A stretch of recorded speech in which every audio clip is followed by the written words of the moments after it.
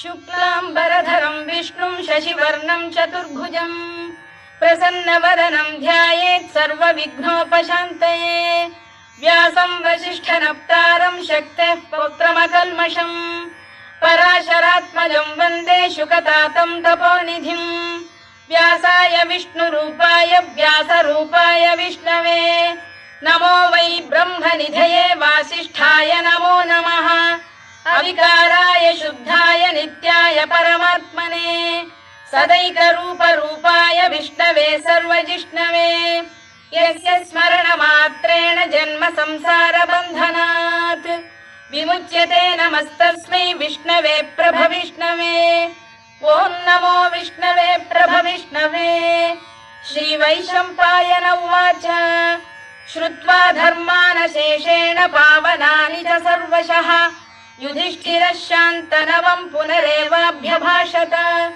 युधिष्ठिर उवाच किमेकं दैवतं लोके किं वाप्येकं परायणम् स्तुवन्तः कङ्कमर्चन्तः प्राप्नुयुर्मानवा शुभम्।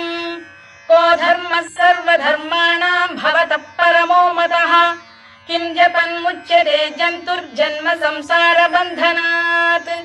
श्रीभीष्म उवाच जगत्प्रभुं देवदेवमनन्तं पुरुषोत्तमम् स्तुवन्नाम सहस्रेण पुरुषः सततोत्थितः तमेव चार्चयन् नित्यं भक्त्या पुरुषमव्ययम् ध्यायन् स्तुवन् नमस्यं च यजमानस्तमेव च अनादिनिधनं विष्णुं सर्वलोकमहेश्वरम् लोकाध्यक्षं स्तुवन् नित्यं सर्वदुःखातिगो भवेत्।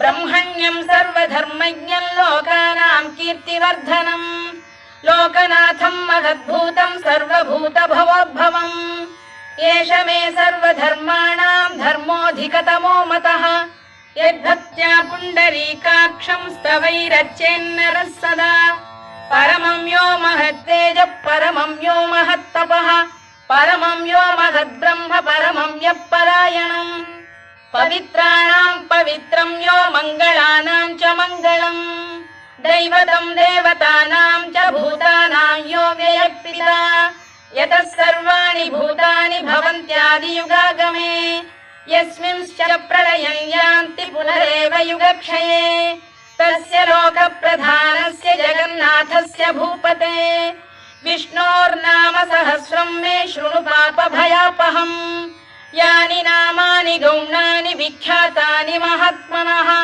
ऋषिभिः परिगीतानि तानि वक्ष्यामि भूतये। ऋषिर्नाम्नां सहस्रस्य वेदव्यासो महामुनिः छन्दोऽनुष्टुप् तथा देवो भगवान् देवकीसुतः अमृतांशुद्भवो बीजं शक्तिर्देवकीनन्दनः त्रिसामाहृदयं तस्य शान्त्यर्थे विनियुज्यते विष्णुं जिष्णुं महाविष्णुं प्रभविष्णुं महेश्वरम् अनेकरूपदैत्यान्तं नमामि पुरुषोत्तमम्। अस्य श्रीविष्णोर्दिव्यसहस्रनामस्तोत्रमहामन्त्रस्य श्रीवेदव्यासो भगवान् ऋषिः अनुष्टुप्छन्दः श्रीमहाविष्णुः परमात्मा श्रीमन्नारायणो देवता अमृतांशोद्भवो भानुरिति बीजम् देवकीनन्दन श्रेष्ठेति शक्तिः उद्भवः क्षोभणो देव इति परमो मन्त्रः शङ्खबृन्नन्दकी चक्रीति कीलकम् शार्ङ्गधन्वा गदाधर इत्यस्त्रम् रथाङ्गपाणिरक्षोभ्य इति नेत्रम् त्रिसामासामरः सामेति कवचम् आनन्दं परब्रह्मेति योनिः ऋतुः सुदर्शनकार इति दिग्बन्धः श्रीविश्वरूप इति ध्यानम् श्रीमहाविष्णुप्रीत्यर्थे सहस्रनाम जपे विनियोगः। ध्यानम् क्षीरोदन्वत्प्रदेशे शुचिमणिविलसत्सैकते मौक्तिकानाम् मालाक्लुप्तासनस्थस्फटिकमणिनिभैर्मौक्तिकैर्मण्डिताङ्गः शुभ्रैरभ्रैरदभ्रैरुपरि विरचितैर्मुक्तपीयूषवर्षैः आनन्दीनः पुरीयादरिनलिन गदा शङ्खपाणिर्मुकुन्दः भूः पादौ यस्य नाभिर्वियदसुरनिलश्चन्द्रसूर्यौ च नेत्रे कर्णावाशा शिरोद्यौर्मुखमपि दहनो यस्य वास्तेयमब्धिः अन्तस्थं यस्य विश्वं सुरनरखगो भोगि गन्धर्व दैत्यैः चित्रं रम्यते तं त्रिभुवन वपुषं विष्णुमीशं नमामि। ॐ नमो भगवते वासुदेवाय।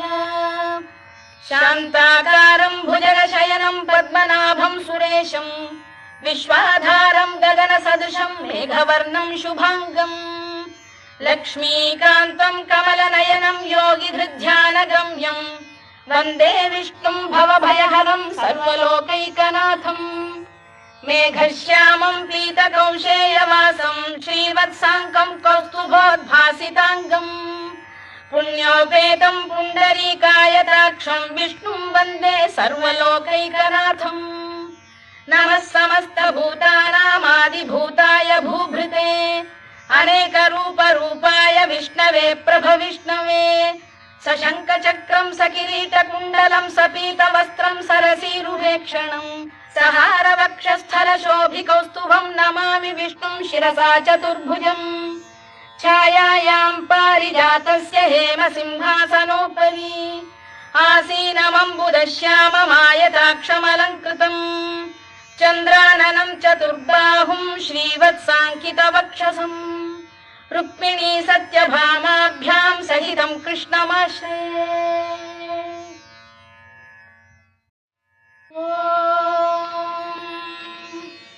विश्वं विष्णुर्वशत्कारो भूतभव्य भवत्प्रभुः भूतभृद्भावो भूतात्मा भूतभावनः भूतात्मा परमात्मा च मुक्तानां परमागतिः अव्ययः पुरुषः साक्षी क्षेत्रज्ञोऽक्षर एव च योगो योगविदां नेता प्रधानपुरुषेश्वरः नारसिंहवपुः श्रीमान् केशवः पुरुषोत्तमः सर्वशर्व शिवस्थाणुर्भूतादिर्निधिरव्ययः सम्भवो भावनो भर्ता